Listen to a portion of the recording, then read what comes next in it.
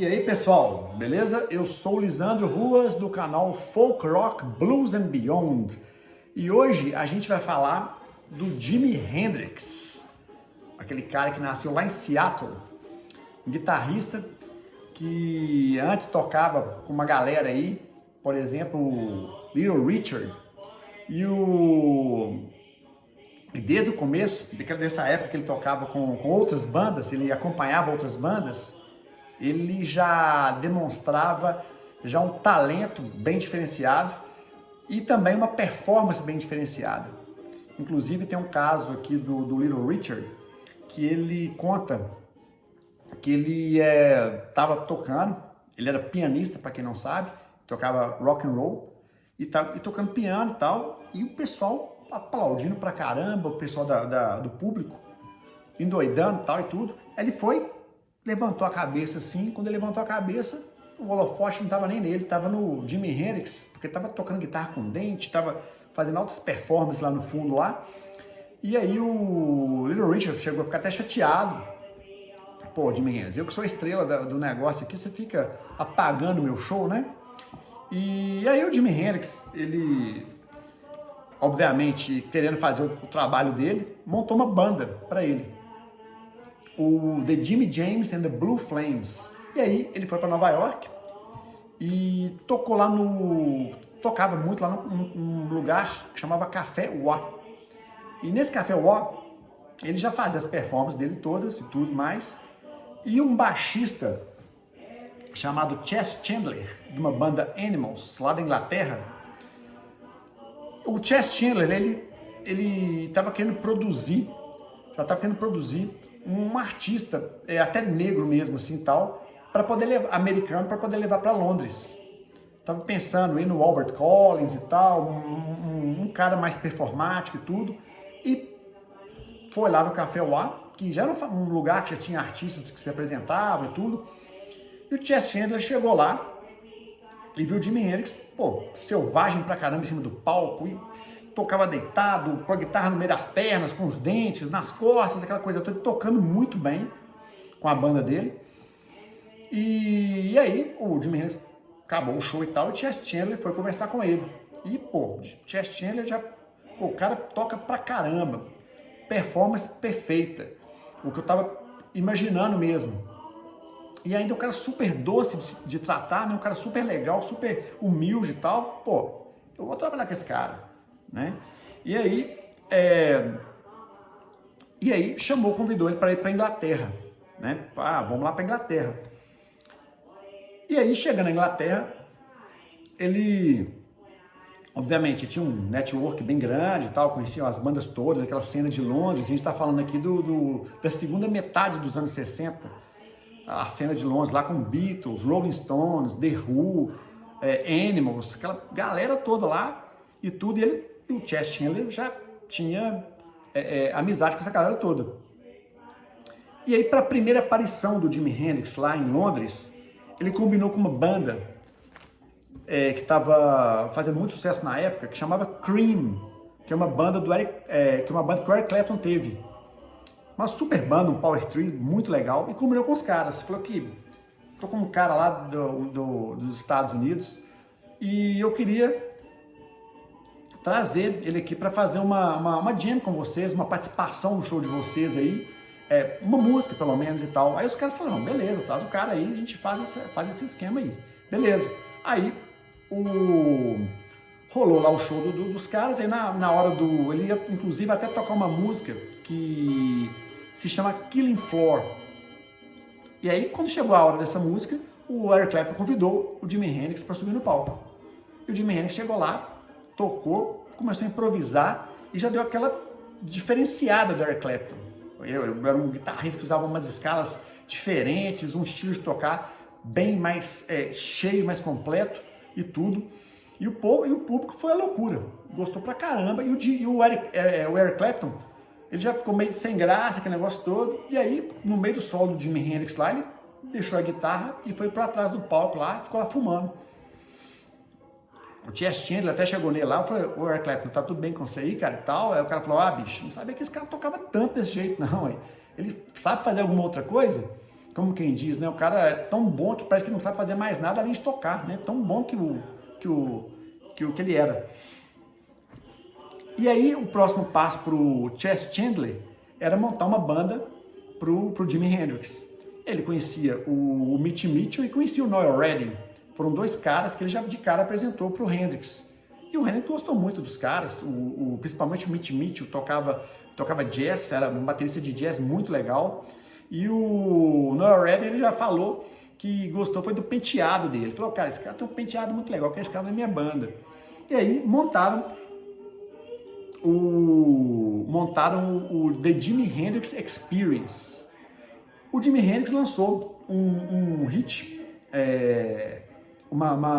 tinha gravado um single que era Hey Joe, né? Então já tinha esse single, tá fazendo muito sucesso na Inglaterra e tudo. E nesse meio tempo aí que o Eric Clapton, todo mundo já estava conhecendo ele, o Paul McCartney e tudo, o Pete Townshend do The Who chegou até a fazer o convite pro Eric Clapton para ir ao cinema. Aí os dois caras foram ao cinema. Só que eles mesmos contam isso, que eles estavam lá no cinema, que nem assistiram o filme, nem sabiam que filme estava passando. O assunto era o Jimi Hendrix. Então o Jimi Hendrix que era o assunto dos dois ali. Pô, esse cara vai roubar nossa cena, né? Esse cara, você viu esse cara aí, cara? Esse cara é fantástico, o cara toca demais e tal e tudo mais. Beleza. Aí, né, com essa fama já entre os artistas, né? Eles gravam o primeiro disco, que é esse aqui, ó. Tá fantástico aqui, ó. O Jimi Hendrix Experience. Muito legal aqui, ó. Tem a foto deles aqui atrás. Esse trio aqui, ó. E o legal que o Jimi Hendrix, ele tinha aquele estilo mais americano de tocar, mais blues, mais rock and roll mesmo, um som mais soul também. E aí, ele chegando em Londres, quando ele chegou em Londres, ele começou a gostar muito daquele som dos caras, inclusive o Jeff Beck, um guitarrista que bem famoso e tal, tocou numa banda que chamava Yardbirds. O Jimi Hendrix ficou maluco com o Jeff Beck, né, com o som que ele fazia, e isso aí também influenciou muito o Jimi Hendrix. E essa mistura toda foi muito legal, dessa bagagem americana que o Jimi Hendrix tinha trazido, com essa influência que ele pegou lá, com esses caras aqui, com esses dois músicos fantásticos, que combinou muito, né? O Eric Clapton até fala, né? Eu achei o Jimi Hendrix fantástico e tal e tudo, mas em primeiro momento eu achei que a banda, que eles podiam ter arrumado uma banda melhor pro Jimi Hendrix. Mas assim, sinceramente, eu acho que não tem nada a ver isso, porque era uma super banda. Os caras tocavam muito, muito, muito bem. Inclusive até o próprio Eric Clapton falou, me enganei, né? Porque depois eu vi que os caras só fizeram coisas fantásticas. Beleza. E aí o Paul McCartney já era amigo do Jimi Hendrix, ia ver o cara direto. Ele até fala, que o guitarrista favorito do Paul McCartney é o Jimi Hendrix. E na época, assim, tava em Londres mesmo, o Jimi Hendrix ia tocar, tava 10 minutos da casa do Paul McCartney, aquela coisa toda, então o Paul McCartney não perdia show do Jimi Hendrix. E em 67, assim, no mesmo ano do lançamento desse primeiro disco do Hendrix, tava rolando lá nos Estados Unidos, lá na Califórnia, o festival Monterey Pop, um festival que ia reunir várias bandas e tal, algumas bandas inglesas também, tudo. E o Paul McCartney ligou pros produtores e ofereceu o Jimi Hendrix. Falou, galera, leva o Jimi Hendrix aí, porque tá com uma banda massa demais, a galera tá toda gostando aqui em Londres e tal, leva aí que vocês vão gostar do cara aí na América. E foi legal, porque o Jimi Hendrix era americano, né, e ficou conhecido na Inglaterra e chegou para tocar no Monterey Pop lá, querendo chegar já chegar voando lá, né, no festival para poder mostrar o novo trabalho dele. E até tem um negócio interessante desse festival, que ele ia encerrar o festival, ou ele ou o The Who iam fechar o festival, encerrar o festival. E aí ficou aquela rixa, quem que vai fechar, aquela coisa toda. Aí eles tiraram a sorte lá e o Jimi Hendrix foi fechar e o The Who fez o penúltimo show. E o The Who já tinha essa mania de quebrar os instrumentos, deixar a galera bem chocada. E o Jimi Hendrix falou, cara, eu vou chocar mais ainda. E chegou e realmente, o The Who fez um excelente show, bem legal e tudo. Mas o Jimi Hendrix chegou assim com muito, muito diferente, com uma pegada assim que a galera da época eu acho que não estava acostumada com isso. Sabe, uns solos legais, uma forma de tocar agressiva e tudo, uma performance bem legal e tudo, bem fluente, uma música bem fluente, uma coisa bem pesada e tudo.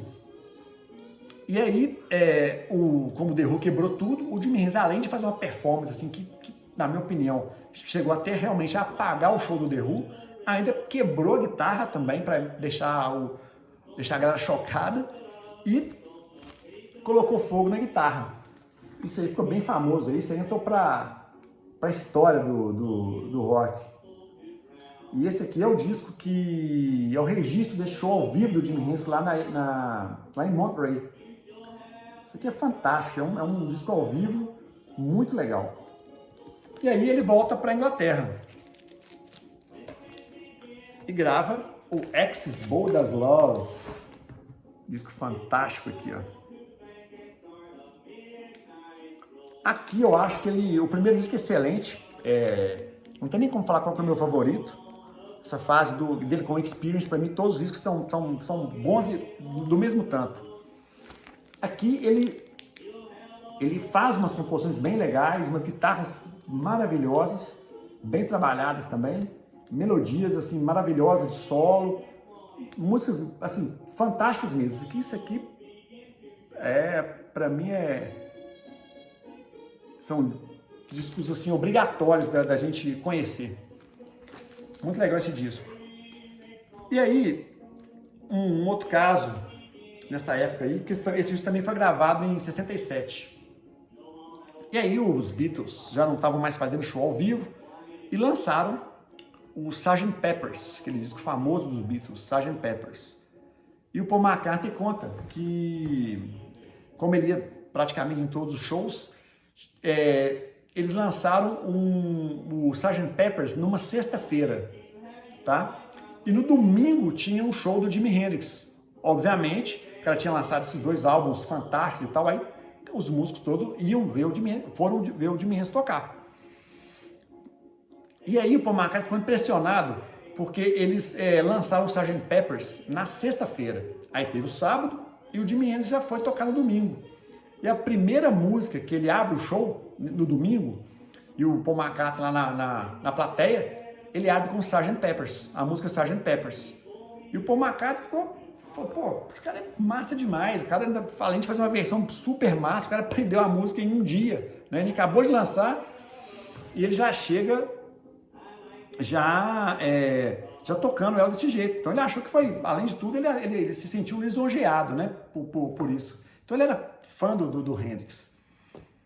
E aí ele grava o Electric Ladyland, que é esse disco aqui, tá? É um disco, a capa muito polêmica, né? Porque tem essas meninas aqui que estão na capa. E é um disco que já foi gravado já com um certo desgaste da banda, tá? Eles faziam muitos shows ao vivo, tá? Tocavam demais e tal, e já estava uma fase mais desgastada. O Hendrix estava se envolvendo com muitas drogas pesadas e tudo. O Noel Redding, baixista, não estava se sentindo fundamental nessas gravações. Ele até falava, pô, nessa fase aí, ele até começava a faltar algumas sessões das gravações desse disco. Ele falava, cara, se eu não vou, o Hendrix vai lá e grava o meu baixo. Eu não faço falta na banda, né? Mas ainda estava na banda e tal. E é legal esse disco aqui, além de ter músicas muito massas, inclusive música do Noel Redding nesse disco. Nesse também tem uma música do Noel Redding muito legal. Nesse também tem outra maravilhosa também. A participação uma coisa que é legal é a participação do Steve Winwood, que era o tecladista e guitarrista também da banda Traffic. E o Steve Winwood também depois montou uma banda que chamava Blind Faith com o Eric Clapton. E o Jack Cassidy no baixo. que em algumas faixas aqui, que é o baixista de uma banda que chama Jefferson Airplane, lá da Califórnia, lá dos Estados Unidos. Então esse disco aqui, ó, ele assim, foi muito legal, mas com um certo desgaste, principalmente com o baixista Noel Redding. E aí o Hendrix tava nesse tumulto todo, era um cara também que não preocupava muito com as finanças, o dinheiro vinha, mas ele não queria saber de onde que estava vindo o dinheiro, ele não questionava o empresário dele, inclusive até para sair, o Jimi Hendrix às vezes pedia grana pro empresário dele, chegava, me arruma $500 aí para eu poder sair, tomar uma e tal, né? Então o Hendrix não estava nessa onda de ter controle da parte financeira. E junto com as drogas mais pesadas que ele estava começando a usar, estava trazendo alguns problemas para ele. Essa questão da banda já meio querendo desfazer e tudo. E ainda por cima, os Black Panthers, que era um grupo político americano, também, que tipo assim, a galera tem um destaque, vira um astro do rock. E aí todo mundo acha que tem que ser o herói, tem que abraçar uma causa e tal. E os Black Panthers, pelo Jimi Hendrix ser negro, e eles estarem muito envolvidos politicamente com essa questão racial, os Black Panthers pressionaram Jimi Hendrix para poder montar uma banda só com negros, no caso, né? Pô, mas largar os caras e tal e tudo, mas aí acabou que o Jimi Hendrix ele acabou cedendo um pouco a essa pressão. Já tinha uma questão do Noel Redding que eu acabei de falar, e ele tinha um amigo da época de exército, que o Jimi Hendrix serviu o exército, era paraquedista, chegou até a sair do exército porque quebrou o pé, que chamava Bill Cox. E esse cara era baixista também. E aí, com essa questão dos Black Panthers pressionando e tal, ele chegou a entrar para a banda com o Jimi Hendrix. Inclusive, essa fase aí do Hendrix sem o Noel Redding foi até meio criticada. A galera queria ouvir, era o Experience. E a crítica não recebeu muito bem essa mudança do Hendrix, não. Aí eles foram convidados também, outra apresentação também que entrou para a história, foi lá em Woodstock também. Aí tem esse registro aqui, esse disco aqui, tá? Ele é triplo, tá? Tem 3, é bem legal o disco, bem bacana. Esse disco aqui, ele tem uns registros aqui e tal, não sei se dá pra ver aí. O Hendrix era o festival de Woodstock, foi numa sexta, sábado e domingo. O Hendrix era para tocar no domingo, tá? E aí, o negócio foi atrasando, acabou que ele tocou na segunda-feira.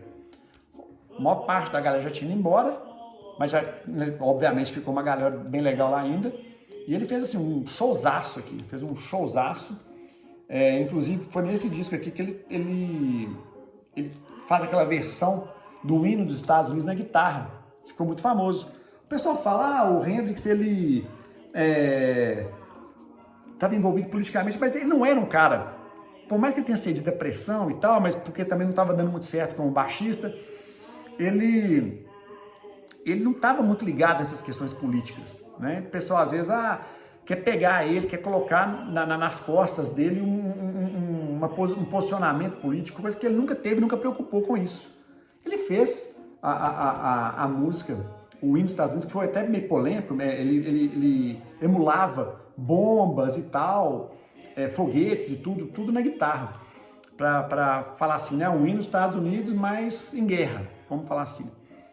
Mas ele nunca assim, teve aquela militância, vamos falar assim, né? Aquela militância que, inclusive, ele até falava, ele já chegou até a dar declaração, falou assim, não, os Estados Unidos tem que ganhar essa guerra, porque senão o comunismo vai se espalhar, né? Ele tem essa frase dele, tá? E aí depois, em Woodstock, ele ainda tocou com o Mitch Mitchell na batera. E depois entra o Miles Davis, um super batera também, mas aí aí quebra demais o estilo da banda, né? O Miles Davis era um cara mais swingado, mais funkeado, tocava um pouquinho mais reto, e o Mitch Mitch era quebradeira só. Ele, pô, o cara jazzista, quebrando tudo, aquela confusão toda, ele completava o som do Hendrix. Aqui com o Buddy Miles, apesar de ser muito legal também, eu acho que perdeu um pouco, tá? Mas o Hendrix não tem como, né? O cara, tudo dele não tem disco ruim, né? Tudo que ele gravou foi muito massa. Eu tenho uma capa diferente aqui, cadê o do primeiro disco?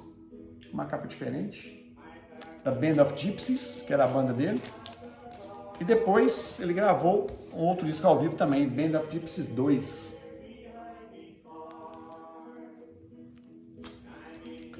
E aí, obviamente, ele ainda estava conturbado, muita droga, muito problema financeiro, muito show, aquela coisa toda, muita pressão. E aí, ele veio a falecer, né, em 1970, depois dessa fase aqui. E a morte dele, até hoje, tem um mistério ainda em volta da morte dele, porque ele tá com uma garota que era patinadora de gelo, né? E segundo a história lá, é que ele estava precisando dormir e tal, e pediu umas pílulas para ela, que ela usava para relaxar a musculatura e tal e tudo. E ela deixou para ele as pílulas lá para ele dormir.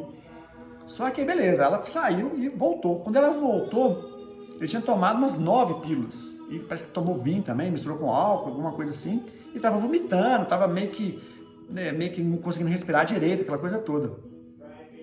E aí que entra o problema.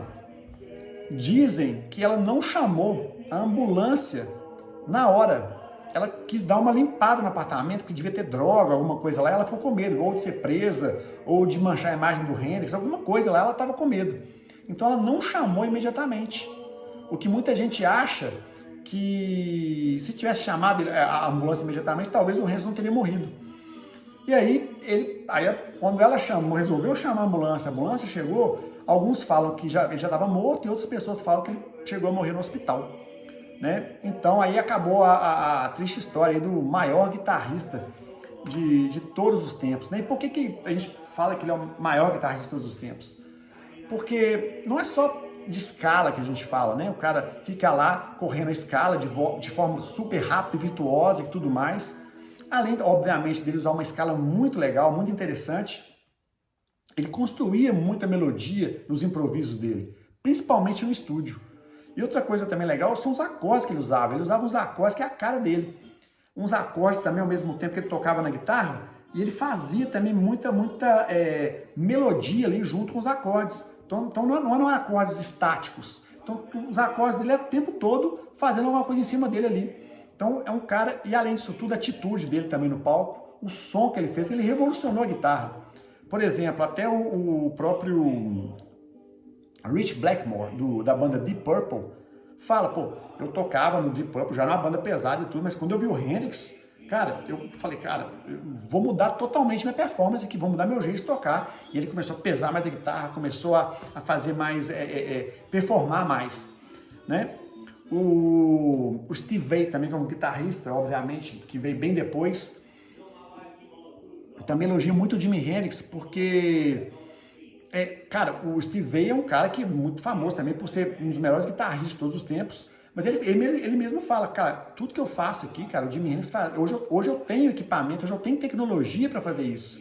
O Hendrix, cara, fazia na mão, né? Ele controlava aquelas microfonias, o pedal ao ar, e aquele volume das caixas Marshalls dele, ele controlava aquilo tudo ali, tudo na mão, né? Então, o Steve Vai falava muito isso dele. O Eric Clapton também fala que não tinha ninguém como ele. O próprio Paul McCartney também diz que ele, na opinião dele, ele é o melhor guitarrista de todos os tempos e tudo. E uma coisa legal também do Jimi Hendrix, que o Joe Walsh, que é um guitarrista também super legal, de uma banda que chama James Gang, tá? O Joe Walsh uma vez foi abrir o show do Hendrix e tal, e ficou emocionado e tal, e conseguiu encontrar com ele no camarim, né? Então ele ficou nervoso e tal e tudo. E o Jimi Hendrix, só voltando um pouquinho aqui, quando ele chegou em Londres, ele estava andando com a galera, sabe, para tomar uma e tal, e um cara que ele ficou amigo foi o Brian Jones, dos Rolling Stones. E o Brian Jones era famoso pelo jeito de vestir, né? O cara era todo na moda lá, daquela swing London, aquela época meio hippie lá de Londres e tal. E o Brian Jones, ele tinha, né, só usava umas roupas excêntricas e tal, e o Jimi Hendrix pegou isso dele. Né? O Jimi Hendrix começou a usar só roupa louca, psicodélica, aquela coisa toda.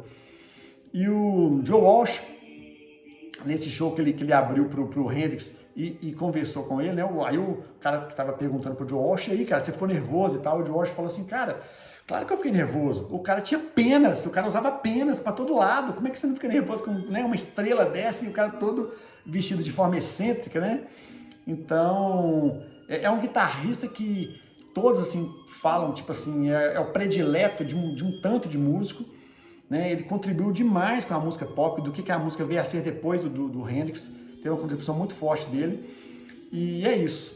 Então, o Jimi Hendrix na minha opinião, é o maior guitarrista de todos os tempos. Sou super fã do Hendrix. Tô sempre escutando os discos dele e tal. E recomendo, se vocês não conhecem a discografia dele, não conhecem tudo, porque depois ele veio até a gravar, né, discos póstumos aqui, ó. Teve esse disco que ele gravou, que é fantástico também. O The Cry of Love, um disco fantástico. Eu tenho outros discos dele aqui também e tal. Esse disco aqui é fantástico também, tem umas músicas muito legais. Um projeto dele aqui, ó, que o Hendrix teve lá no Havaí. Tem um filme desse disco aqui, ó. Os hippies lá e tal, ele faz um show ao vivo numa ilha que chama Maui, lá no Havaí. Então tem muita coisa, o cara gravava muito disco. O pessoal falava que ele dormia com a guitarra. O pessoal falava que às vezes estava cozinhando na casa dele com ele lá e ia cozinhar alguma coisa com a guitarra pendurada aqui no ombro aqui, e a guitarra para trás, que ele cozinhando. Era um cara que mexia com música o dia inteiro, né? Um cara fantástico. E tem mais um disco aqui também para mostrar. Tá? Muito legal esse disco também, que é muito, muito legal. E aí é isso, o cara deixou muitas músicas gravadas, além dos discos, vamos falar assim, de carreira dele. E o Jimi Hendrix, quem não conhece, eu acho que é obrigatório conhecer. Vai gostar demais da discografia dele e tudo mais. Beleza? Então essa foi a história aqui do Jimi Hendrix e do Jimi Hendrix Experience. Espero que vocês tenham gostado, tá? E comentem aí se vocês acham que vocês não concordam com alguma coisa que eu disse, alguma coisa nesse sentido. E aí a gente se vê no próximo vídeo, tá? Se gostaram, deixa o like e fiquem com Deus. Abraços, valeu!